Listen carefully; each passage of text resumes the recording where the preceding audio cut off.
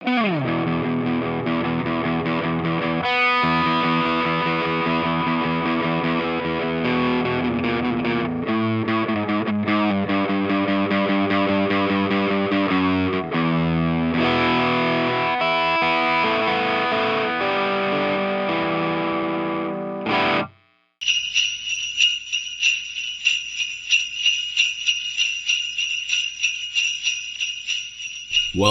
to the Art Fisher Podcast.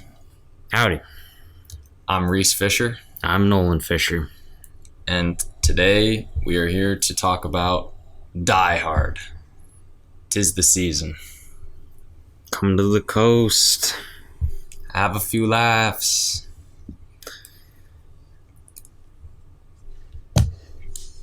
So, it is the season of Christmas and Bruce Willis, I guess. And so we wanted to... Rest in peace. He's still alive. His brain is not quite there, sadly, unfortunately for Bruce.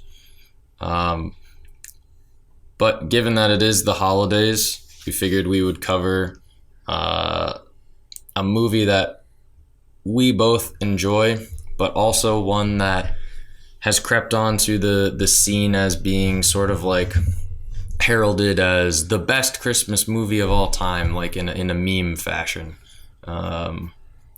Obviously, depending on what you consume online, I've seen it posted many places. But the movie holds up, and let's go through the plot, but also we found out something pretty recently about this movie. Oh yeah, it's just based on a book. A book called Nothing Lasts Forever, which is a sequel to a book called The Detective by Roderick Thorpe. The book and the movie share nearly the exact same plot, other than a few details. The main character's name is different, and the ending is different. Right. But other than that, it's a pretty faithful adaptation.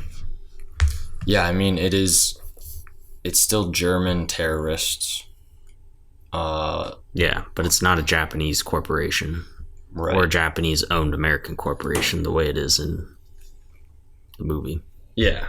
But anyway, we're not here to talk about the book. I just thought it was interesting that it is based off of a book, something that I certainly didn't know, and maybe those of you listening also didn't. Could be one of the reasons why it's such a strong film.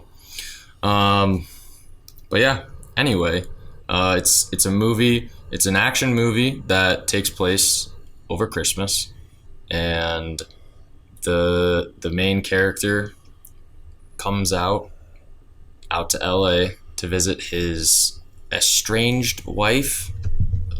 Somewhat unclear, but made They are clear. they're still together, technically married. Right. But she's going by her maiden name and going by Miss Gennaro rather than Mrs. McLean. Yeah. So he visits her, and she works for Nakatomi Corporation, which the plot of the movie takes place in Nakatomi Tower, Nakatomi Plaza, and the movie goes from 0 to a million like real fast. Yeah, the story of the movie is a New York working class beat cop goes to LA to win back his corporate wife. But the plot of the movie is a man must save a Christmas party from German terrorists / bank robbers. Basically, there's a Christmas party. The cop, John McClane, played by Bruce Willis, goes to the Christmas party. These terrorists show up immediately. They kill a few guards. They immediately take over the building, lock it down, take control of security, and start by killing the CEO / leader of the company, at least the American part of the company. And then John McClane slowly but surely picks the terrorists off one by one until he has a showdown with Hans Gruber, played by the now deceased Alan Rickman. He shoots him and he falls out of the building, and he saves his wife, and they live happily ever after. There's some side plots with a beat cop or a lieutenant or something who lost his cop mojo when he shot a kid, and he gets his cop mojo back by shooting a dangerous German man At the very end. at the very end of the movie. Yeah, after Hans Gruber is even dead. But yeah, that's the general plot. I don't know where you want to start with themes. We could start with Christmas, or we could start with the more obvious one, the redemption through violence. Let's start with redemption through violence, which is what Christmas is all about anyway. Yeah, well, the movie does end up in a weird way perverting what Christmas ideas are, but largely the main theme of the movie, I would argue, is redemption through violence. You have Yes. a man who basically lost his wife because she makes more money than him, and he doesn't respect her and her corporate job.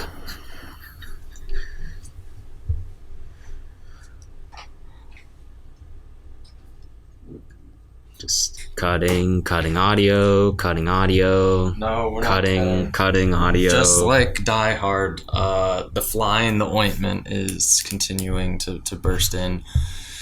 Yeah, clearly the movie centers around increasing levels of violence. Like, I wouldn't describe it as like a gruesome movie, but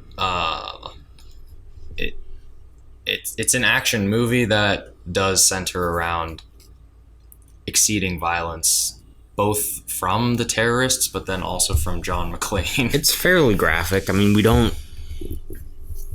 Yeah, there's a decent amount of blood Right. for a Christmas movie. Yeah, and obviously we unironically and ironically are calling it a Christmas movie, because it is a Christmas movie, but it's also something else. Which is one of the reasons it's so enjoyable, because they have the sleigh bells like just playing over top of whenever something insane is about to happen. Yeah. As far as the redemption through violence piece, yeah, it may be getting at like American, the American sort of like ethic that you have to fight outsiders. Like it's pretty clear, like they're German terrorists. And the Japanese company. The Japanese company are our most recent enemies, if you don't count Vietnam, which ironically the movie just spits on Vietnam and spits on movies which want to make reference to or metaphors about. Cut to Agent Johnson putting his cap on backwards and screaming, just like Saigon! Woo! I was 14. Yeah. Yeah, so it definitely is more than a Christmas movie. It's definitely more than just a redemption story. There is a lot of subtext to the movie, which adds further layers of enjoyment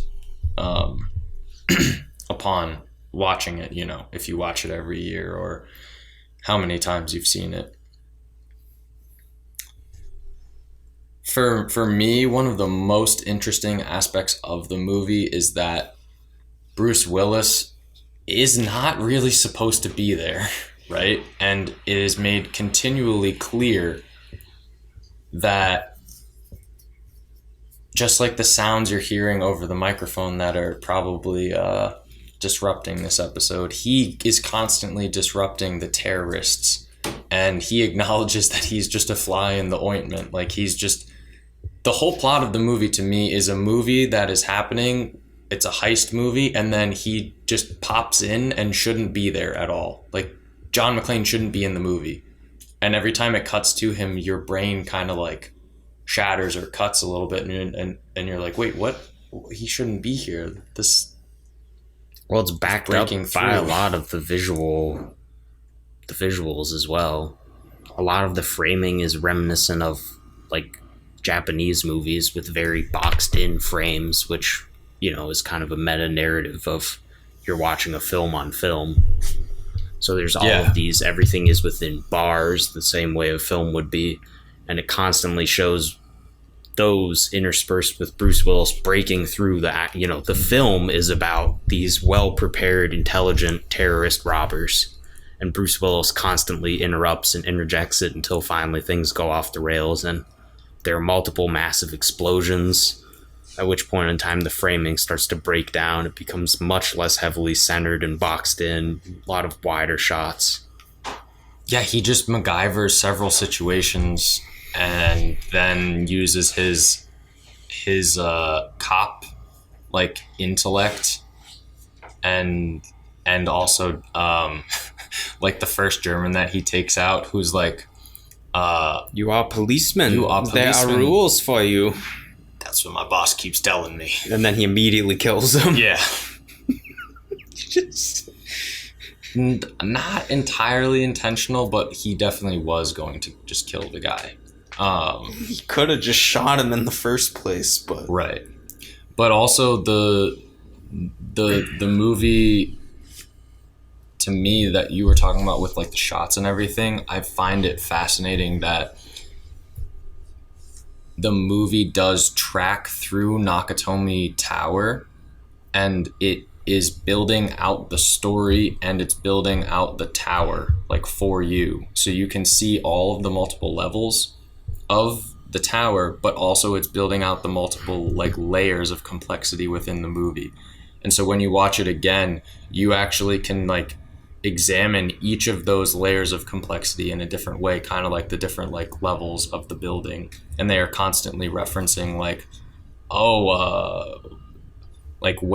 where is the cop? And he Führen 30, like go get him on the 34th floor. Mach schnell. Yeah, los.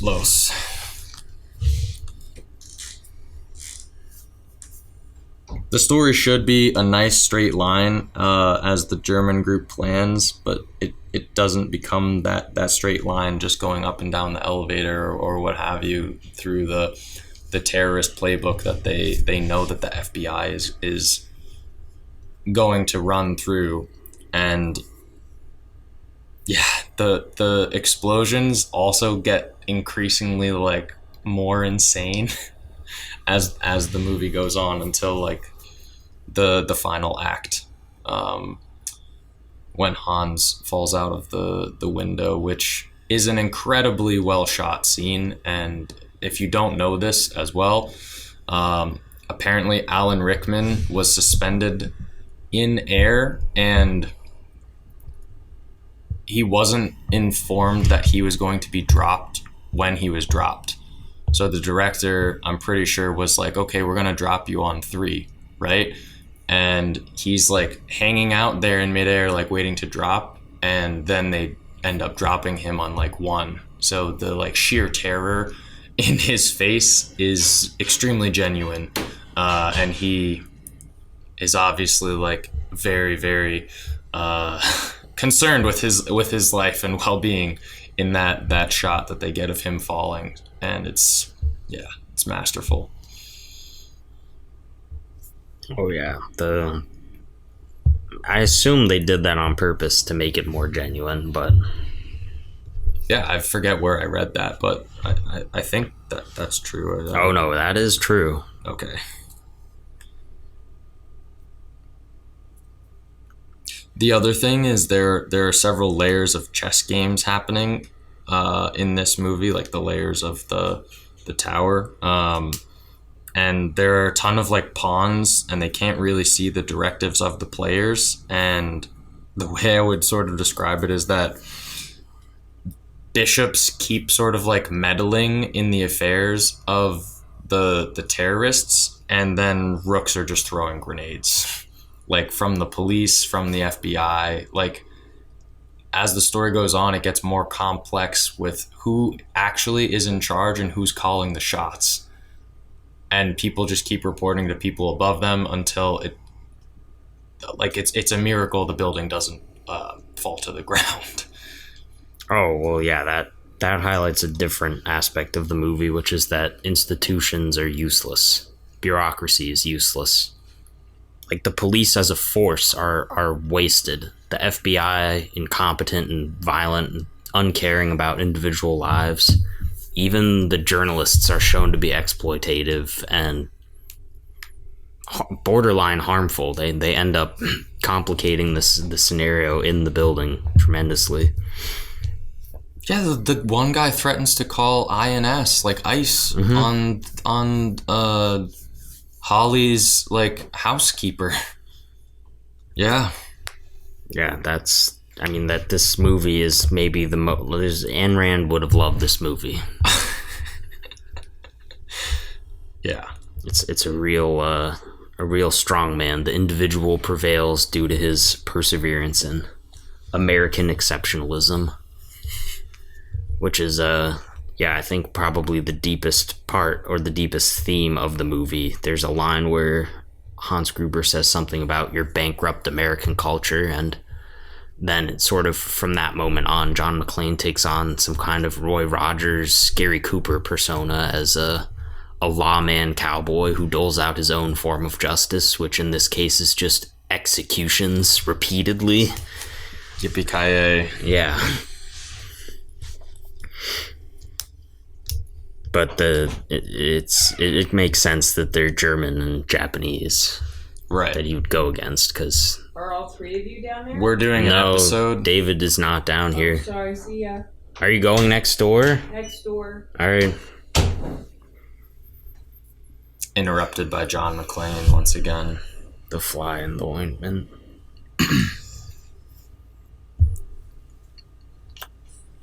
There's another layer to this as well, the layers of negotiation, like kind of like the layers of obviously the plaza, but then there are the multiple layers that they have to get, the terrorists have to get through in order to get to the bank vault.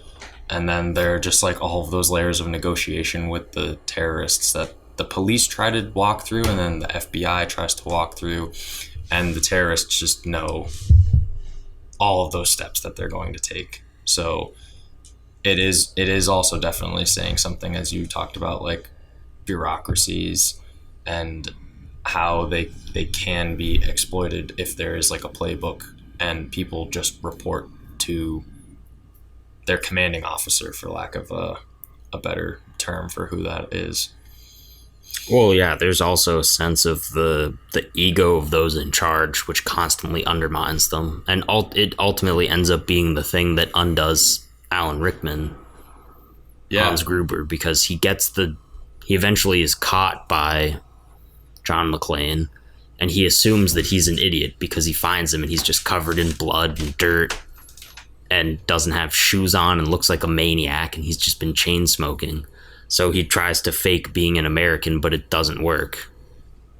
Unfortunately, John didn't just shoot him immediately, but right.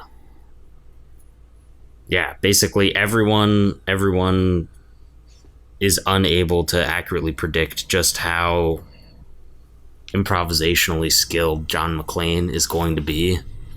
And they're unable to see through the fact that their own egos, like thinking that because they're in charge, they will be right, ends up biting them all in the ass. So that is Takagi, the boss who gets shot in the head, is arrogant, and he thinks, oh, these guys won't actually kill me. Like, nothing bad will happen to me here because I don't actually know anything, even though I am in charge. And they just immediately kill him. The police come in and they're like, we got this, and they're just woefully underprepared, and everything they do doesn't work. The FBI show up. Their helicopter explodes horribly because they just go in guns blazing. Looks like we need to get 2 more FBI agents. Yep. Johnson and Johnson. I'm Agent Johnson. This is Special Agent Johnson. No relation. Yeah. There's some pretty heavy stuff in here about like how the working class is more important than the elite people, which is odd given that, you know, the kind of part of the movie is highlighting how women were starting to join the workforce, especially in corporate higher up positions in the 80s. And it signaled a move that would end up taking place more thoroughly over the next 30, you know, now this movie's almost 35 years, to the point now where, you know, it's that divide that used to exist where women were not at work or were not the breadwinners. Now women are either oftentimes the breadwinners or they're just making more than a man, especially if men are still committed to this odd ideal of being working class and blue collar. And it probably has destroyed a lot of relationships. I'm sure that's why this movie has had such a massive impact on American culture. It has, is because of that ingrained piece where maybe blue collar people like the movie because they see themselves in John McClane and feel some kind of resentment toward women who are more successful than they are. Ironically, the movie then, you know, triples down on masculinity being more important, and Holly becomes completely incapable of making any sort of decisions as she's just sort of traded off as a damsel from one man to the next. Yep. Because she's just a pawn for Takagi, and then she's just a pawn for Hans Gruber, and then at the end she's just helpless and, you know, where's my husband? Yeah, she tries to save Takagi as well, and then his honor his honor gets in the way and he reveals who he is. There are multiple like sort of motifs as well of like people, like there's that one thing where the German guy clicks off the radio, and Holly does like a similar action when she like folds her fingers around Takagi to keep him like in place. Like there are a number of those things that are sort of like echoed throughout the movie, which they're mostly meant to just show that there isn't that much of a difference between these villains and heroes, or villains and sheep, or whatever you want to call them. No, I just appreciate that level of craft that is put into the movie. Like there's so many small pieces in the movie that really help to build it up to what it is. And the other aspect that I was going to discuss was, well, sorry, getting distracted here by the creaks and sounds. Is that I lost my train of thought. It's gone. Just disrupted again by John McClane. Yeah, we're recording this in a basement where the ceiling is completely uncovered, and the way that the pipes work in this house is when the water sends through them, they're all connected to wood, so it starts stretching the wood and the pipes, so you end up with this endless creaking sound. On top of that, there's like 3 dehumidifiers going we can't turn off, so it's just a cacophony of house sounds, which, now that I've brought attention to them, have increased in intensity.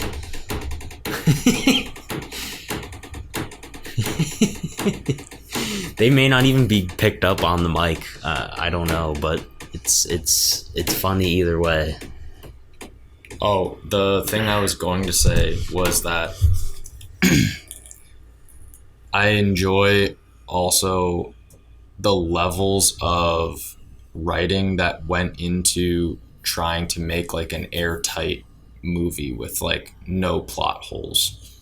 There are a few plot holes. The first time I watched it this year, because I watched it twice this year, the first time I watched it, I recognized how whenever they're like, sheet defense there, like shoot the glass, shoot the windows, because he's barefoot, they go up to where he was and they're gonna kill him, and he's like not there anymore, but he clearly like ran over the glass and like went into another room, and then it just cuts away, or before it cuts away, Hans and big blonde man, Carl, they're like, oh, we need to like use the C4 for whatever, but the detonators to blow up the roof of the building, right? But it's a tough one that they had him cornered, and then clearly he just ran into like the other room and is barefoot. And they are on a time schedule though. Yeah, that to me is one of the only like sort of like hang-ups you could have about it. But considering that there's really no other point in the movie where it asks you Yeah. to suspend your disbelief, Yeah. I'm willing to overlook that one as this being a movie with plot holes. there is the elevator shaft one, or the air shaft, when he catches himself using his fingertips after banging his head. That's not a suspension of disbelief. John McClane is a superhero. John McClane, for those of you who haven't seen it, maybe at some point we'll do an episode on M. Night Shyamalan or some of his movies, but M. Night Shyamalan wrote and directed a movie in 2000 called Unbreakable, where Bruce Willis discovers that he is a borderline invincible superhero who he's like impervious to physical damage, but weakened in the water, which is shown in this movie. He's weak to water. He falls in the water, and it's one of the only times where he seems to be really struggling. The rest of the time, he's beaten, bruised, and scarred from everything. It's the water. Else. It's just the water. Otherwise, we watch him take like dozens of blows to the head. Yeah, he has feats of impossible strength, like breaking through windows with his feet and jumping off the building, performing acrobatics, getting into fistfights where he's just smacked around, concussed. He gets shot multiple times. His feet are basically cut off. But he's a good cop. Yeah. And also a superhero. Yeah, the fingertips one, I enjoy watching the scene. It makes me extremely stressed. It's really funny because they didn't need to put that in the movie, but it's only there for more suspense. Yeah. But it's done well. Yeah, and it is referenced in the Die Hards later that come after that, which we're not going to get into today because that would take a long time. It wouldn't take that long. There's a lot less to say about the sequels to this movie. Another time. Maybe we might have time. Oh boy. But yeah, there's I used to read Cracked, like Cracked.com, the edgy, I don't even know what to call it, a satire site, an entertainment pop culture site. It's like a precursor to The Onion almost, but like more Concurrent, straightforward. but yeah. At any rate, they used to do these like picture articles where it was user submitted pictures would be ranked, and one article was if movies were realistic, like if damage to the hero was realistic in movies, and the number one post on the article is just pictures of fingers on the ledge of the elevator shaft because when he lands it would just cut off his fingers and he would fall to his death. Yeah, right. But yeah, yes, he's a superhero. He's superhuman, but that's not unique to this action movie or to the action genre. The hero has to be able to keep getting hit. I mean, there are allusions in this story to it being, like a great hero's journey of old. It's just the hero's journey isn't about him defeating a monster or whatever, even though he does. It's primarily about saving his wife and his marriage, which is symbolized by the beginning of the movie. His wife gets the watch, which is a Rolex. It's super nice. So she's finally upgraded to becoming an executive huckster of capitalism. But at the end of the movie, he has to pull the watch off to save her life. It nearly kills her, and by all accounts should have killed her had he not been there. Because greed would have killed her if he had not been there. He's not a greedy man. That's the whole point, is he wants to live a simple life with her where she cooks and cleans and they barely get by. Hans Greeter nearly pulls her down. Yeah, that's why I like this as a Christmas movie, because it has Shits one on capitalism. heavy message, which is that capitalism is wrong, exploitation is wrong. The Germans are trying to exploit the free money and terrorism simultaneously, and also they're violent. But everyone is violent. That's the thing in this movie is John McClane is as violent and more destructive than the terrorists. He does an equal amount of damage to the building that the terrorists do. I was going to say he does more damage to the building than the terrorists do. Well, the terrorists' plan is to bring the building down, and they do just nuke the top of the building at the end. So it's kind of an even. an even Steven. That's another thing I enjoy about it, is it sets it up to where John is fighting the terrorists and the police. Yeah. But that comes into it with the Christmas stuff. This movie is anti-greed. In a large way, it's anti-capitalism. It doesn't like the increasing overreach of these... what's the word for it? Geo-national... You know, when there's a company that's in multiple countries. National corporation. International corporation? There's a term for it. Whatever. It'll come to me at some point. Multiple people are screaming into their headphones right now. It's fine. No one's listening. Nobody listens. No one will. All I know is nothing will ever be as popular as a Christmas episode. And since this is a controversial topic, that this is even a Christmas movie, it'll never surpass an episode about specifically Christmas. Yeah, shout out to those of you that listen to the Christmas episode, which is slowly taking over as it's climbing the ranks of our prior episodes, showing that people really love Christmas. We just need to make a Christmas movie and then we can do whatever we want. Apparently, yeah. I mean, that's what we should do. Bruce Willis was famous before this movie. Yeah. I think we should maybe talk a little bit about how he broke into movies. Because he was born in West Germany. Yeah, he was a singer in Germany, and he started doing Moonlighting, which is a sitcom.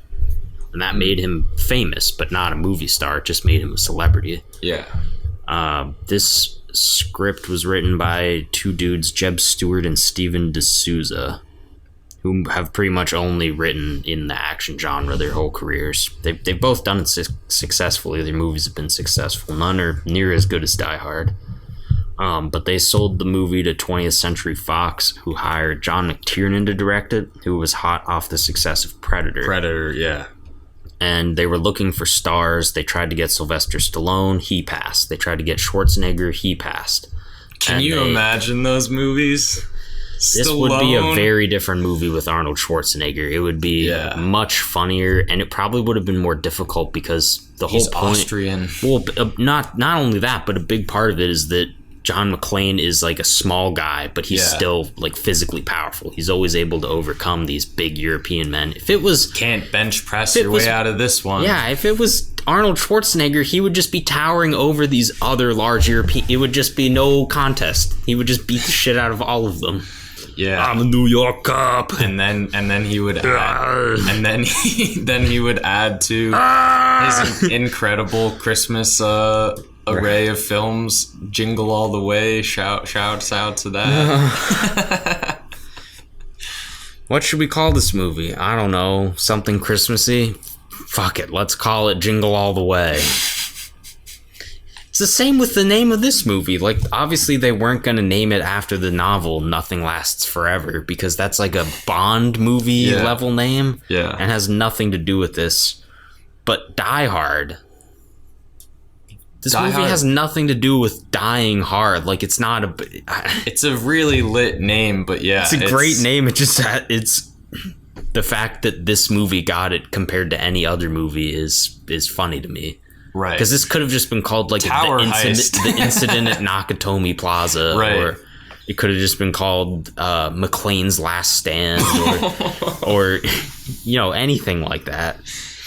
It didn't get particularly good critical reviews. It was popular. It was a commercial success. But Willis was given like a fifth of the budget. Like, he was given a ton of money to be in the movie. And given that he wasn't a movie star, it was deemed a risk. So people were not expecting the movie to do well because he was getting paid a lot.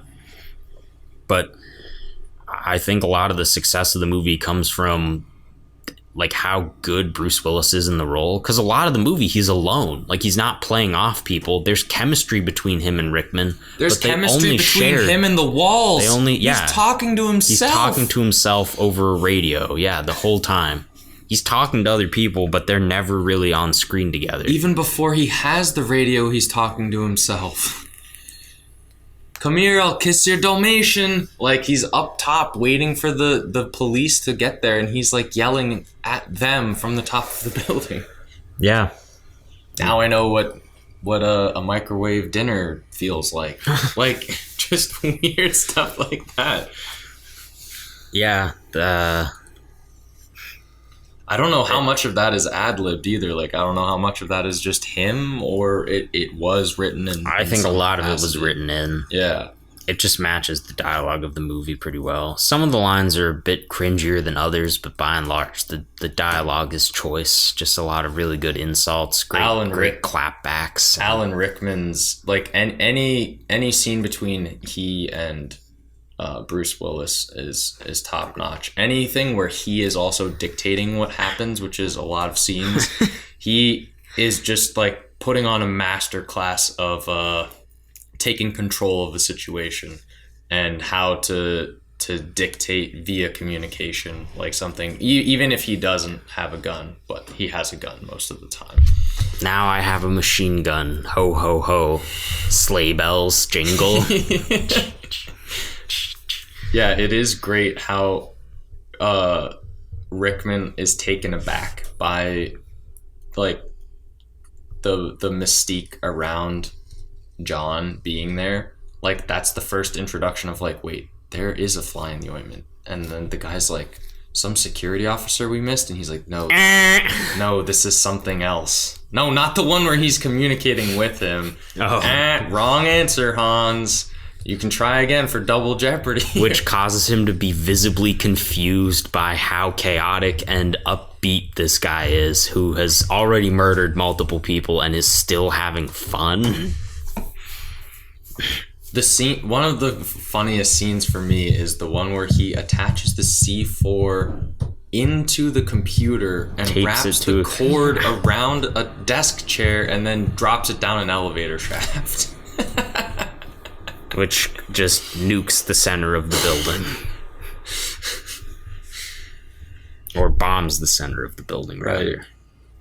But yeah, that the Christmas, so the debate with how this is a Christmas movie or not a Christmas movie is clear, and it's the tone. Because the whole movie is punctuated by Christmas sounds. So those would be the bells. It's a very distinct sleigh bell sound that's associated with Christmas, and it is used constantly.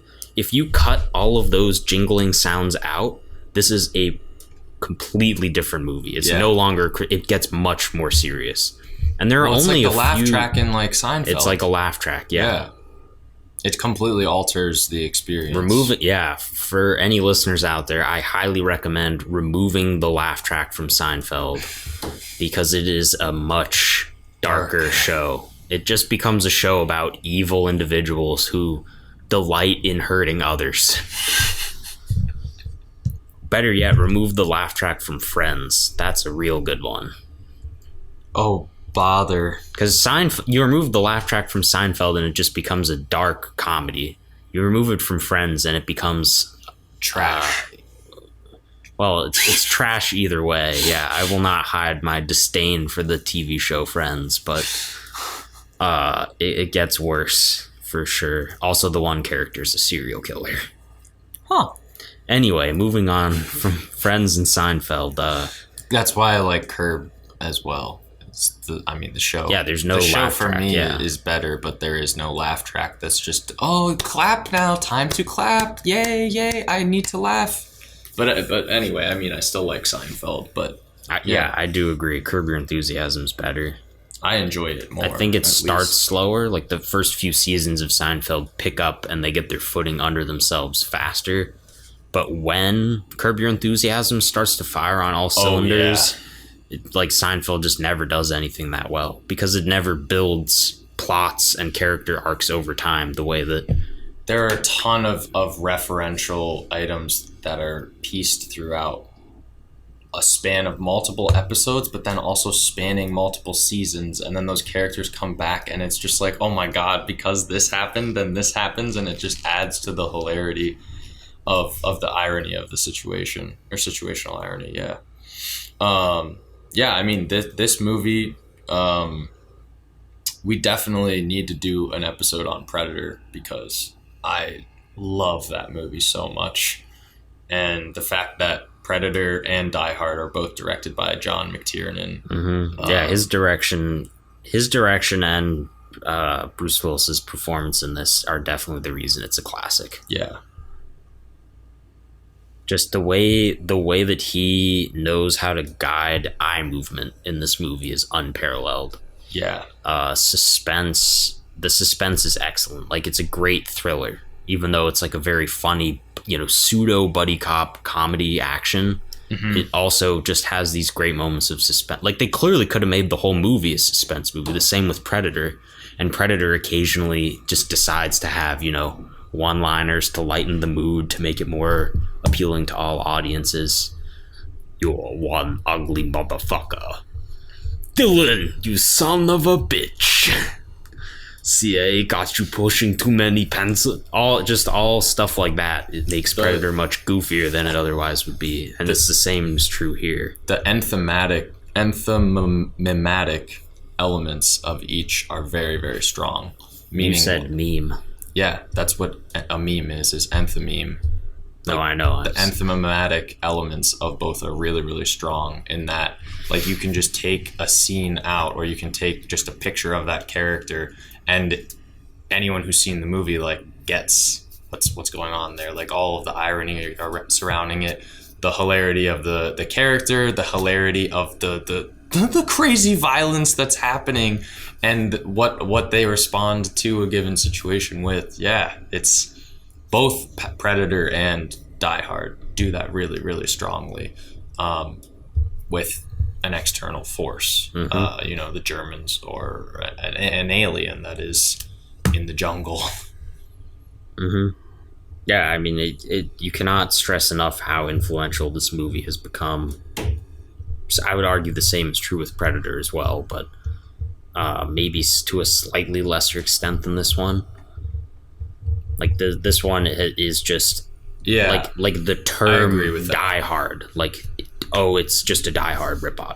It's become ubiquitous across action movies and heist movies, as like Die Hard references a very specific thing of a certain kind of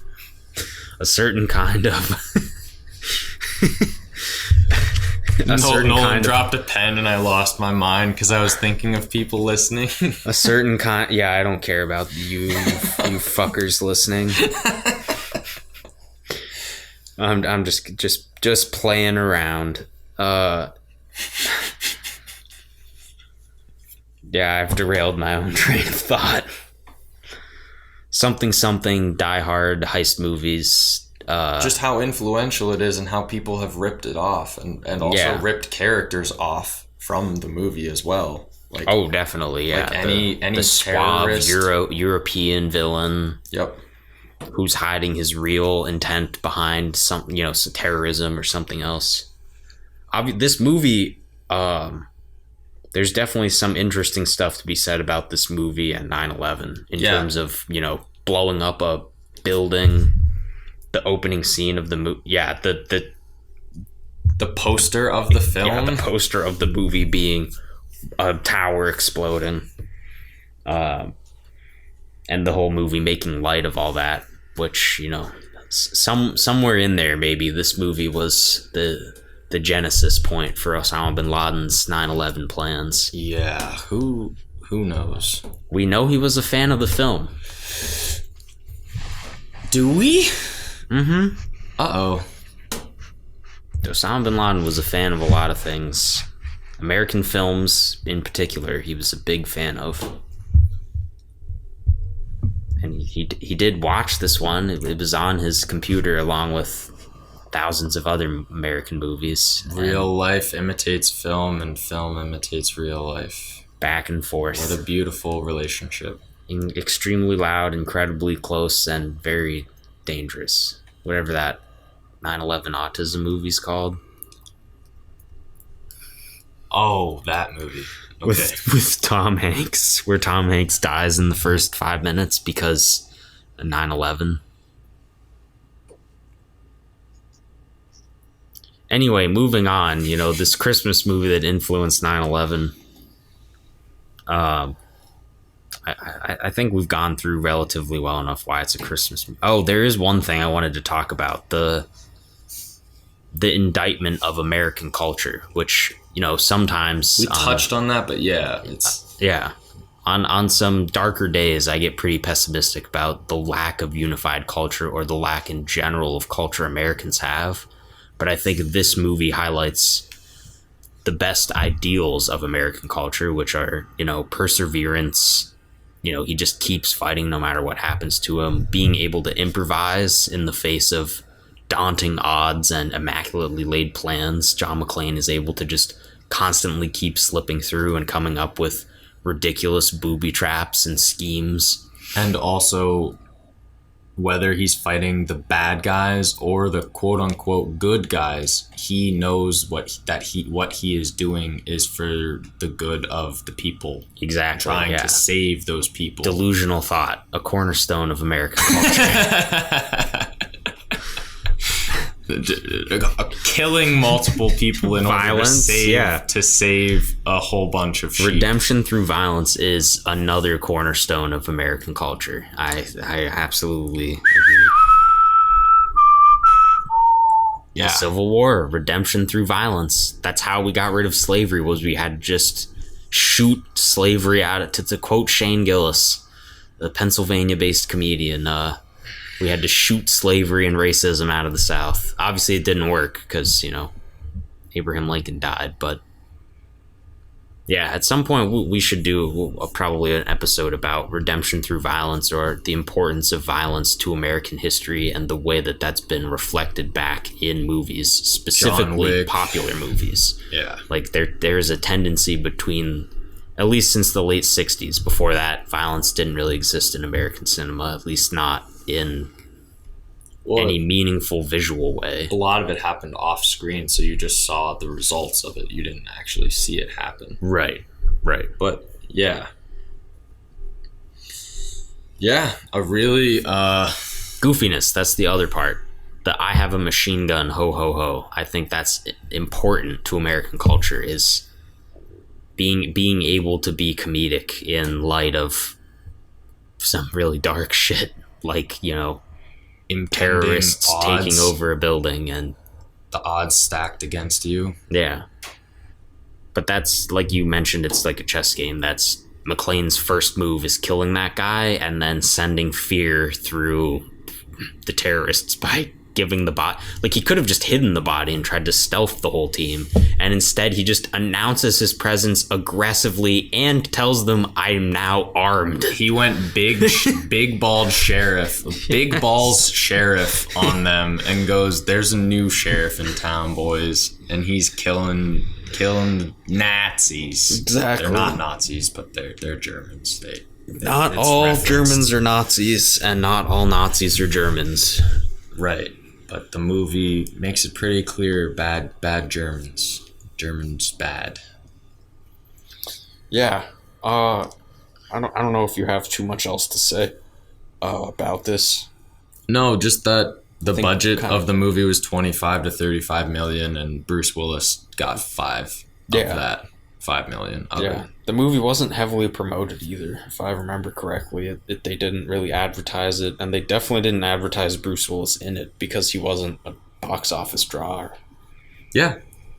And, I mean, back then in the late 80s, there wasn't a lot of box office draw for John McTiernan either. I don't think, like, it wasn't, you know, John McTiernan's Die Hard. Wow. Like, I don't think people would have recognized his name as the director of Predator. Right. And Bruce Willis, critics didn't pan him, but they didn't really focus on him. Right. They it's lauded not an acting performance or whatever. Yeah, they lauded obviously McTiernan's direction and Rickman's obviously ability to chew scenes. Yeah. But it also This is an incredibly well edited movie too. Yes. Like, brilliantly edited, because you can tell that they shot a lot of scenes, 5, 10, 15 different ways. It's unclear to me. I assume with that budget that they didn't use multiple cameras. Nowadays it's more common, probably a thing popularized by Ridley Scott, to use a lot of different camera setups simultaneously so that the shoots don't take as long. It's just more expensive. But this movie feels like a movie where they probably took their time and shot the scenes over and over again, the traditional way, shooting from different angles, taking things different. And it's just every cut is meaningful. Like every time you blink is the cut. Like it's definitely painstaking in that way, but it makes it better because you have to plan it out like that much more. If you're able to pull it off. Right? Yeah. I mean, they get pretty much all the shots they need to. There are a few of the like helicopter shots that are probably not as necessary, like the spectral helicopter shots or whatever. But the only other thing that I wanted to add about the budget and how much it made is that it did gross 140 million, which I have written down as it was the year's 10th highest grossing film and the highest grossing action film of that year. So what else grossed higher in 1988? That I did not look up. I'm not sure. Honestly, that would be interesting to find out. But this is probably my favorite movie of that year. I can't think of many others off the top of my head. I know Mississippi Burning came out, which I believe won Best Picture. I could be wrong. I don't really follow have a memory of the Academy Award business, but Who Framed Roger Rabbit, Coming to America. That was number one, was Who Framed Roger. Okay, that makes sense. Coming to America, Good Morning Vietnam. Okay. Big. Oof. Crocodile Dundee 2. Oof. 3 Men and a Baby. Tough. And then Die Hard. That's actually number 7 here. Oh, so Wikipedia is wrong. I'm shocked. Yeah, I just wrote it down. What rounds out the list? Moonstruck. Okay. Cocktail. I don't even know that movie. Beetlejuice. And then number 11 is A Fish Called Wanda, which mom loves. Yeah, it's a great movie. I don't remember. It's another that one. funny. It's like a comedy heist. Kevin Kline won an Oscar for it, which was definitely a mistake because Willem Dafoe would have been up that year for Mississippi Burning. Oh man, so he could have won an Oscar way back then. But what are you gonna do? The Academy Awards are just terrible, completely rigged. Yeah, so actually that 1988 was kind of a banner year. I mean, Who Framed Roger Rabbit is like incredibly influential. Yeah, and Beetlejuice helped launch Tim Burton into a mainstay of Hollywood. Big, everyone always keeps talking about Big now. Yeah, Big did help. I'm kidding. I mean, it was Tom Hanks to become Forrest Gump, which helped him to become the man in the terminal or whatever.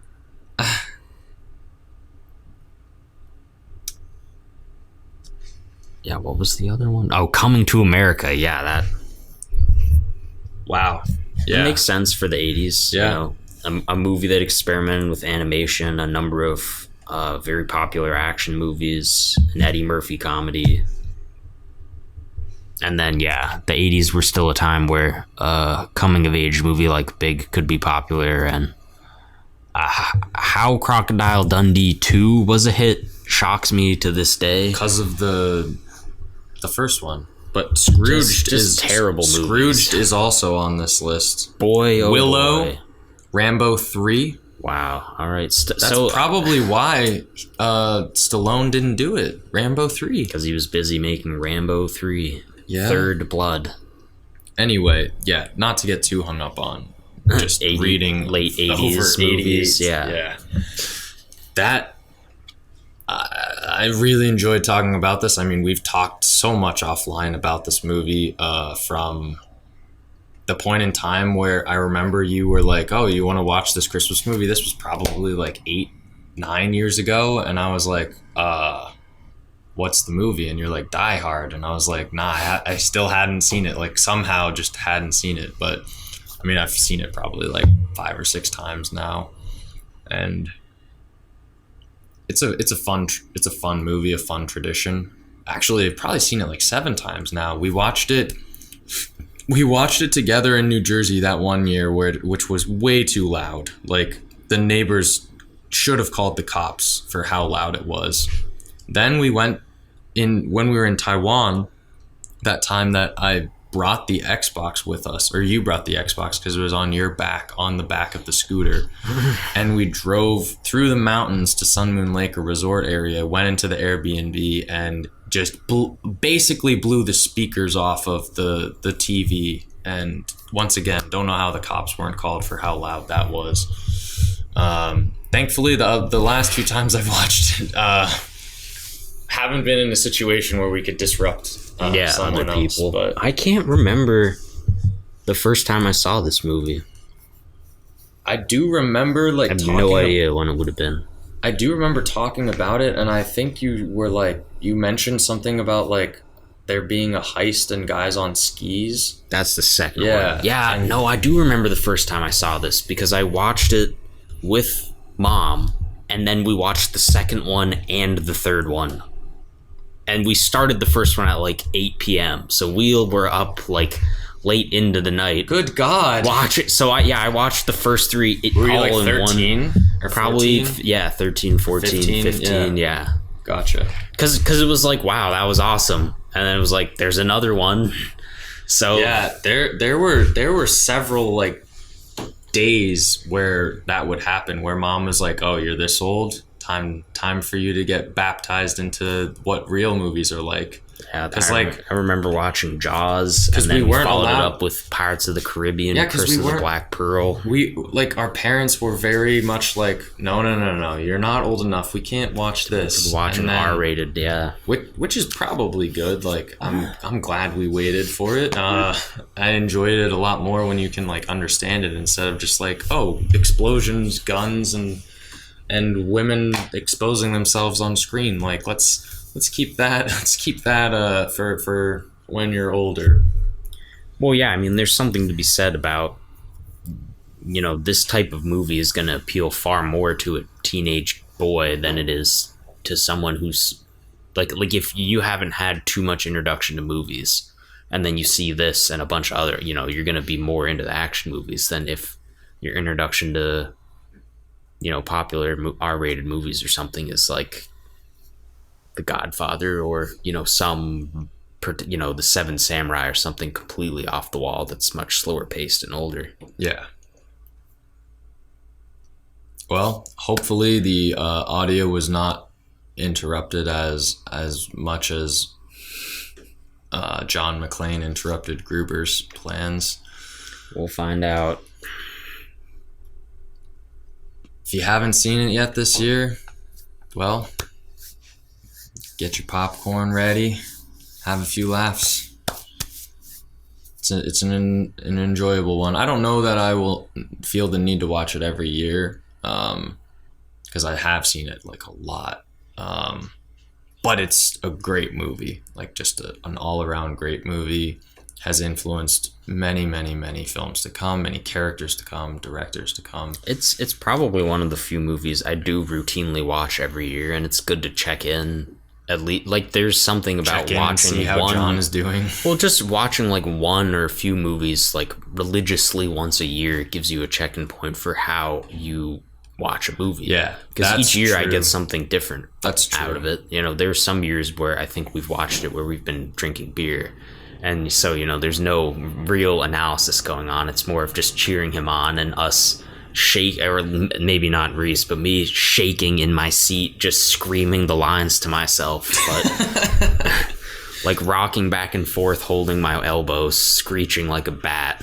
There are a number of lines that are delivered that are either like surprising in how funny they are, or that it's just obvious what they're gonna say. Like the one Johnson comes up to the screen and the guy is like, "Well, we're in charge here," and then he like you just know exactly what he's gonna say as he puts a cigarette out. Not anymore. Mm-hmm. Not anymore. It's a good ending point. Hope you enjoyed it. Yippee-ki-yay. All right, now that we got to the end, let's start with Die Hard 2 with a vengeance. No, please, no. Die Hard. No. Die Harder. No. Live free or die hard. What's the fifth one called? Doesn't matter. Till next time, everyone. Auf Wiedersehen.